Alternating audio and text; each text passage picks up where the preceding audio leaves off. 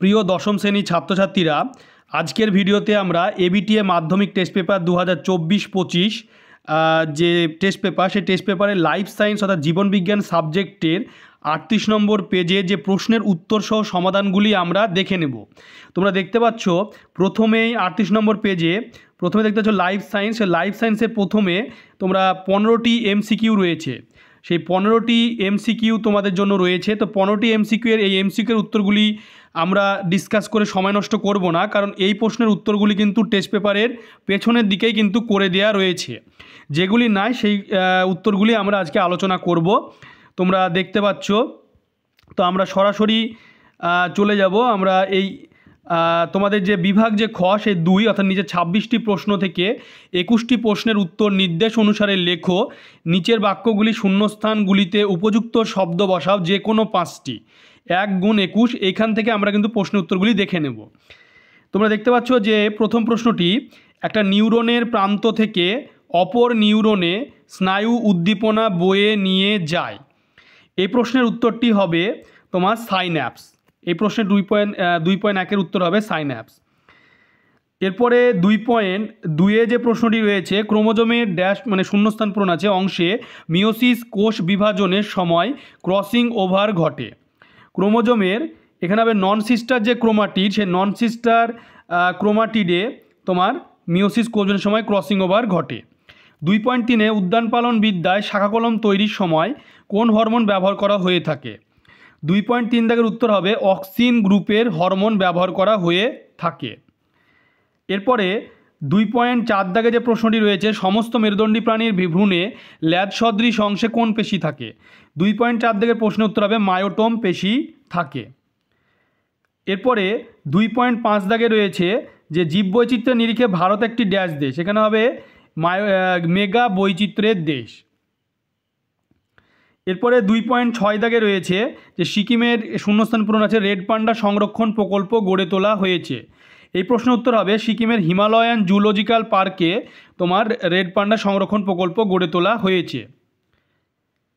এরপরে নেক্সট যে প্রশ্ন রয়েছে, তোমরা দেখতে পাচ্ছ সত্য মিথ্যা নিরূপণ করো যে কোনো 5টি। সঠিক বিবর্ধনযুক্ত উত্তর লেন্সের চশমা ব্যবহার করলে মায়োপিয়াজনিত ত্রুটি থেকে মুক্তি পাওয়া যায়।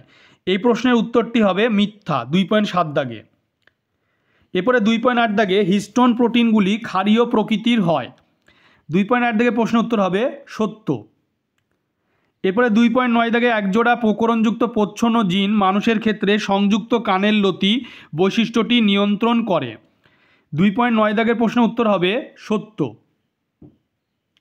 এরপরে 2.10 দাগে রয়েছে কোনো জীবের চারিত্রিক বৈশিষ্ট্যের বাহ্যিক প্রকাশকে জিনোটাইপ বলে। এই প্রশ্নের 2.10 দাগের উত্তর হবে মিথ্যা। এরপরে 2.11 দাগে যেটি রয়েছে, ডারউইন তত্ত্ব অনুযায়ী জিরাফের লম্বা গলার কারণ প্রাকৃতিক নির্বাচন। এই প্রশ্নের উত্তর হবে 2.11 দাগে, এটি হবে সত্য। এরপরে 2.12 দাগে রয়েছে মিথজীবী ব্যাকটেরিয়া রাইজোবিয়াম শস্য জাতীয় উদ্ভিদের মূলে বাস করে নাইট্রোজেন সংবন্ধনে সাহায্য করে। 2.12 দাগের প্রশ্নের উত্তরটিও হবে সত্য। এরপরে তোমরা দেখতে পাচ্ছ যে এই স্তম্ভের সঙ্গে বি স্তম্ভ মিলাও। এই প্রশ্নটি তোমরা দেখতে পাচ্ছ এখানটায়, এই স্তম্ভের সঙ্গে বি স্তম্ভ মিলাও। প্রশ্নের যে উত্তরটি হবে স্নায়ু উদ্দীপনা প্রেরণে অক্ষম, এটি হবে মায়োলিনেটেড স্নায়ু। উড্ডয়নে ওই গতি নিয়ন্ত্রণ করে, এটা হবে রেকটিসাস। মাইক্রোটিউবিউল, এটা হবে বেমতন্তু গঠন। প্রোটানোপিয়া, এটি হবে ক্রোমোজোম সংযোজিত। শারীরবৃত্তীয় শুষ্ক মৃত্তিকা, এটি হবে নিউম্যাটোফোর। ডিডিটি, এটি হবে জীব বিবর্ধন। এরপরে নেক্সট যে প্রশ্নটি রয়েছে সেটি হলো একটি চারা গাছকে 2.19 দাগে একটি চারা গাছকে খোলা জানালায় রাখলে কিছুদিন পর দেখা যায় চারা গাছের কাণ্ডটি জানালার দিকে বেঁকে গেছে। এই প্রকার চলনে কোন হরমোনের প্রভাব লক্ষিত হয় তা উল্লেখ করো। 2.19 দাগের প্রশ্নের উত্তর হবে অক্সিন হরমোন। এরপরে নেক্সট যে প্রশ্ন রয়েছে 2.20 দাগে নিচের প্রথম শব্দজোটটি সম্পর্কে বুঝে দ্বিতীয় শব্দজোটটি শূন্যস্থানে উপযুক্ত শব্দ বসাও। হরমোন ইস্টু যদি অন্তঃক্ষরা গ্রন্থি হয় তাহলে কি বসবে এখানে বহিঃক্ষরা গ্রন্থির জায়গায়। এই প্রশ্নের উত্তরটি হবে 2.20 দাগে হবে উৎসেচক, বহিঃক্ষরা গ্রন্থির জায়গায়। এরপরে 2.21 দাগে রয়েছে কোষের বার্ধক্যের জন্য দায়ী ক্রোমোজোমের অংশটির নাম লেখো। 2.21 দাগের প্রশ্নের উত্তর হবে টেলোমিয়ার। এরপরে 2.22 দাগে রয়েছে নিচের 4টি বিষয়ের মধ্যে কোন 3টি অপর বিষয়টি অন্তর্গত সেই বিষয়টি খুঁজে বার করো লেখো। হ্রাস বিভাজন, মিওসিস, ক্রসিং ওভার, প্রজাতির ক্রোমোজোম সংখ্যা ধ্রুবক। এই 3টে বিষয় এখানে রয়েছে, এটা মিওসিসকে কেন্দ্র করেই ঘটে। তাহলে উত্তরটি হবে 2.22 দাগে মিওসিস। এরপরে 2.23 দাগে কোন ধরনের পরাগযোগ সম্পন্ন করার জন্য মেন্ডেল ইমাস্কুলেশন পদ্ধতির সাহায্য নিয়েছিলেন। 2.23 দাগের উত্তর হবে ইতর পরাগযোগ বা পরপরাগযোগ। এরপরে 2.24 দাগে যেটি রয়েছে যে মিলার ও উডের পরীক্ষা একটি বড় ফ্লাক্সে 3টি গ্যাস 2:2:1 অনুপাতে নেওয়া হয়, গ্যাসগুলির নাম লেখো। 2.24 দাগের উত্তর হবে মিথেন, অ্যামোনিয়া এবং হাইড্রোজেন। এরপরে রয়েছে পরের দাগে 2.25 বিসদৃশ শব্দটি বেছে লেখো। জাতীয় উদ্যান, বোটানিক্যাল গার্ডেন, সংরক্ষিত বনাঞ্চল, বায়োস্ফিয়ার রিজার্ভ। 2.25 দাগের উত্তর হবে বোটানিক্যাল গার্ডেন। 2.26 দাগে দেখতে পাচ্ছ সুন্দরবনের ম্যানগ্রোভ অরণ্য ধ্বংসের ফলে উপকূলের কি অসুবিধা হবে বলে তুমি মনে করো। 2.26 দাগের উত্তর হবে সুন্দরবনের ম্যানগ্রোভ অরণ্য ধ্বংসের ফলে সমুদ্রের উপকূলবর্তী যে অঞ্চল সে অঞ্চলে সমুদ্রের ঢেউ বন্যা থেকে রক্ষা পাবে না। এরপরে তোমরা দেখতে পাচ্ছ 3 দাগের নিচে 17টি প্রশ্ন থেকে যে কোনো 12টি প্রশ্নের উত্তর 2-3টি বাক্যে লেখো 2 নম্বরে। 12 দুগুণে 24। প্রথম রয়েছে 3.1 দাগে মানবদেহে কোথায় কোথায় ইস্ট্রোজেন ও প্রোজেস্টেরন হরমোন উৎপন্ন হয় তা উল্লেখ করো। প্রশ্নের উত্তরটি তোমরা দেখতে পাচ্ছ, দেখে নাও ভালো করে। দেখতে পাচ্ছ প্রশ্নের উত্তরটি যে কোথায় কোথায় ইস্ট্রোজেন এবং প্রোজেস্টেরন হরমোন ক্ষরিত হয়, কোথায় থেকে তোমরা দেখতে পাচ্ছ প্রশ্নের উত্তরটি।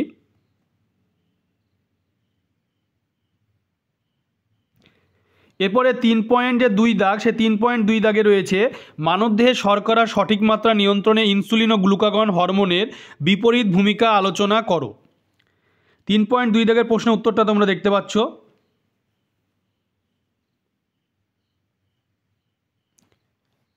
এরপরে 3.3 দাগ, সে 3.3 দাগে অ্যাকুয়াস হিউমার ও ভিট্রাস হিউমারের পার্থক্য নিরূপণ করো। সেই পার্থক্যটি তোমরা দেখে নাও। দেখতে পাচ্ছ পার্থক্যটি,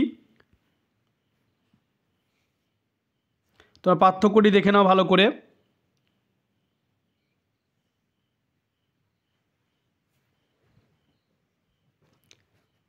এরপরে 3.4 দাগে রয়েছে যে তুমি ওয়াংখেড়ে স্টেডিয়ামে বসে বিরাট কোহলিকে 6 মারতে দেখলে, এক্ষেত্রে তোমার চোখের উপযোজনটি শব্দচিত্রের মাধ্যমে ব্যাখ্যা করো। 3.4 দাগের প্রশ্নের উত্তরটি তোমরা দেখতে পাচ্ছ শব্দচিত্রের মাধ্যমে যে ব্যাখ্যাটা।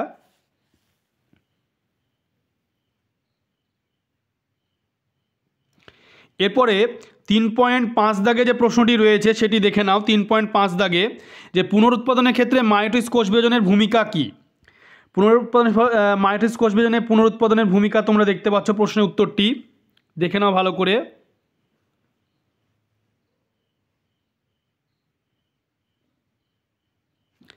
এরপরে 3.6 দাগে যে প্রশ্নটি রয়েছে সেটি দেখে নাও। 3.6 দাগে প্রশ্নটি হচ্ছে কোরকোদ্গম পদ্ধতিতে বংশবিস্তারকারী দুটি জীবের নাম লেখো। 3.6 দাগের প্রশ্নের উত্তর হবে কোরকোদ্গম পদ্ধতিতে বংশবিস্তারকারী দুটি জীবের নাম হলো ইস্ট ও হাইড্রা।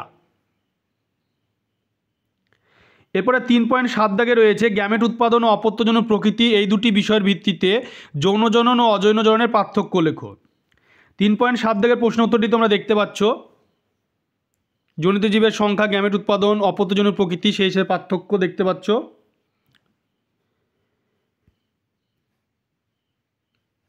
এরপরে 3.8 দাগে যেটি রয়েছে সেটি দেখে নাও। বিশুদ্ধ বেগুনি ও বিশুদ্ধ সাদা ফুলের মটর গাছের মধ্যে পরাগনিষেক ঘটালে প্রথম অপত্য বংশে সৃষ্ট সব গাছই বেগুনি ফুলযুক্ত হয়, এক্ষেত্রে কোনটি প্রকট ও কোনটি প্রচ্ছন্ন কারণ সহ লেখো।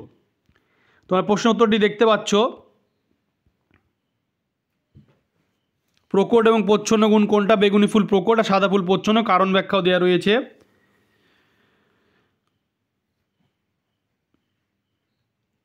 এরপরে 3.9 দাগে যে প্রশ্নটি রয়েছে থ্যালাসেমিয়া মাইনর আক্রান্ত স্ত্রী পুরুষের মধ্যে বিবাহ হলে তাদের সন্তানদের মধ্যে থ্যালাসেমিয়া রোগের বংশগতি চেকার বোর্ডের মাধ্যমে দেখাও। 3.9 দাগে প্রশ্ন উত্তরটি তোমরা দেখে নাও।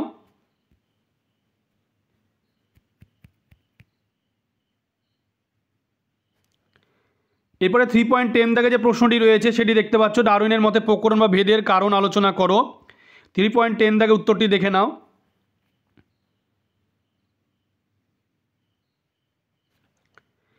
এরপরে 3.11 দাগে যে প্রশ্নটি রয়েছে সেটি দেখতে পাচ্ছ যে শিম্পাঞ্জির আচরণগত অভিযোজনে কিভাবে তাকে দৈনন্দিন সমস্যা সমাধানে সাহায্য করে তার উদাহরণ দাও। দেখে নাও উত্তরটি, দেখতে পাচ্ছ তোমরা শিম্পাঞ্জির যে আচরণগত অভিযোজন।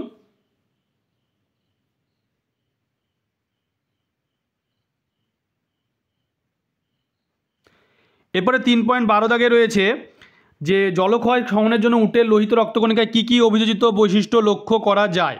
3.12 দাগের প্রশ্ন উত্তর তোমরা দেখতে পাচ্ছ।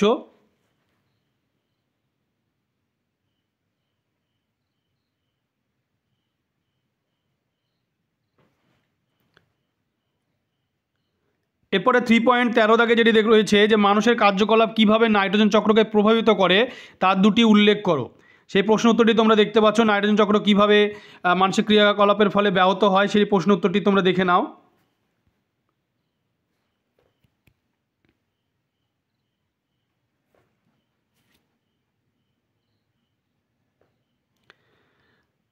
থ্রি 3.14 থেকে প্রশ্নটি রয়েছে যে ভারতবর্ষে ক্রমবর্ধমান ক্যান্সারের প্রবণতার পিছনে পরিবেশের ভূমিকা লেখো। দেখতে পাচ্ছ পরিবেশের ভূমিকা ক্যান্সার সৃষ্টিতে।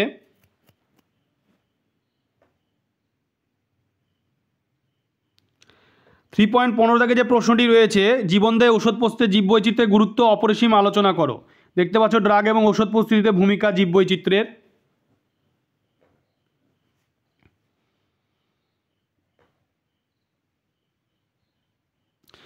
এরপরে 3.16 থেকে তোমরা দেখতে পাচ্ছ যে বিভিন্ন রাজ্যে বন্যপ্রাণী সংরক্ষণে বন দপ্তরকে করা জেএফএম এর সক্রিয় ভূমিকা আলোচনা করো। সেই ভূমিকাটি কি দেখতে পাচ্ছ 3.16 দাগে।